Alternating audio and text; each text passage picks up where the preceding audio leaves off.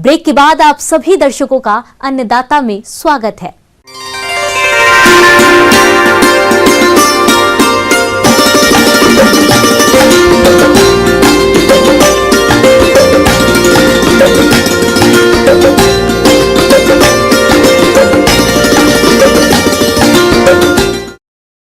प्रदेश के अनेक किसान भाई ग्लैडिया फूल की खेती करके अच्छा लाभ कमा रहे हैं, लेकिन हमारे कुछ किसान भाई इसकी फसल में किए जाने वाले आवश्यक के कार्यों में लापरवाही करते हैं, जिनकी वजह से फूल की ये फसल कमजोर हो जाती है और फूल उत्पादन में कमी आने लगती है।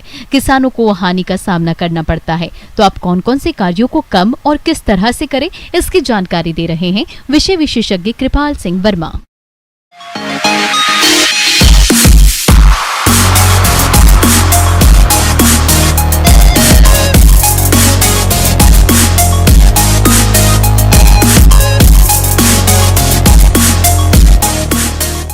किसान भाइयों, आज हम एक चर्चा करने वाले हैं, वो है एक फूल वाली फसल और उसे कहते हैं गिलार्डिया।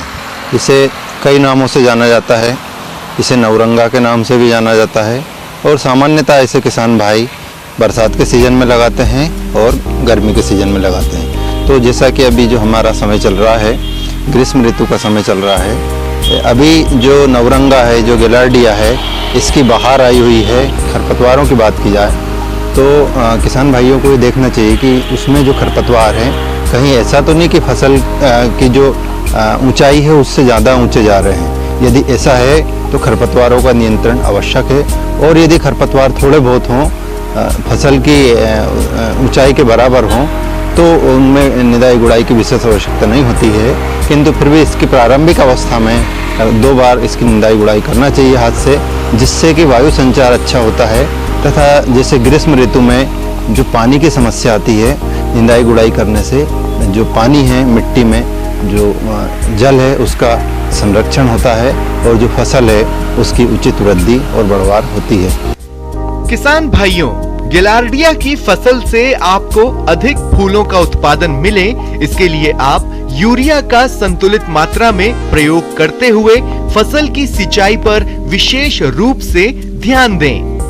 इसी प्रकार हम बात करें इसमें खाद और उर्वरक की, तो खाद और उर्वरक जो है इसमें फसल की अवस्था के समय ही डाला जाता है, लेकिन जो नत्रजन वाली मात्रा है वो फसल की वृद्धि अवस्थाओं में दी जाती है।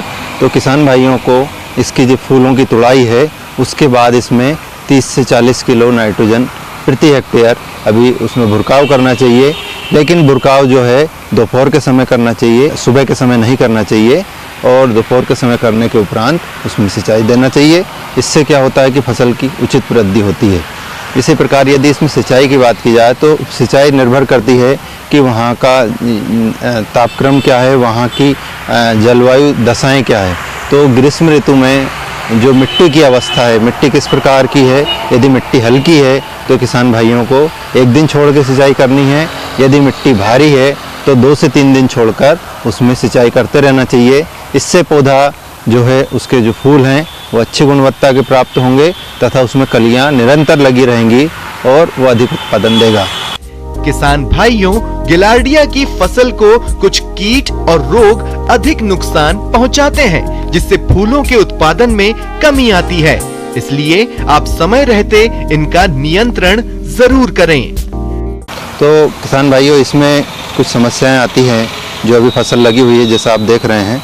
तो इसमें कुछ रोग और कीट आते हैं, जैसे कि इसमें एक पत्ती के ऊपर आता है लीफ स्पॉट बीमारी आती है। तो उसमें क्या होता है कि पत्ती के ऊपर धब्बे बन जाते हैं और इस प्रकार पौधा जो है भोजन बनाने में उसको समस्या आती है। तो इसके नियंत्रण के लिए किसान भाइयों को 1 ग्राम कार्बनडाजिम 1 लीटर पानी में घोल बनाकर और उसको छिड़काव करना चाहिए। इससे इसका प्रभावी नियंत्रण हो जाता है। इसी प्रकार यदि इसमें कीट की बात की जाए तो इसमें एक इल्ली आती है जो कि पत्तियों को क्षति पहुंचाती है और इसके उपरांत कलियों को और फूलों को भी क्षति पहुंचाती है, तथा जो फूल की गुणवत्ता है वो हमारी ख़राब हो जाती है, हमारा उत्पादन ख़राब हो जाता है। तो इसके नियंत्रण के लिए किसान भाइयों को डाइमेथोएट 1 ml 1 लीटर पानी में घोलकर छिड़काव करना चाहिए। इससे इसका प्रभावी नियंत्रण हो जाता है। और तुड़ाई का जो काम है, सामान्यतः यदि सुबह के समय किया जाए 8 बजे के पहले, तो वो अच्छा रहता है। उस समय क्या होता है, पौधा मुलायम रहता है, तो फूल जो है टूटने में उसकी आसानी रहती है। तोड़ने के उपरांत ये हमें ध्यान रखना चाहिए कि फूलों को संग्रहित करने के लिए छाया वाले स्थान की आवश्यकता होती है।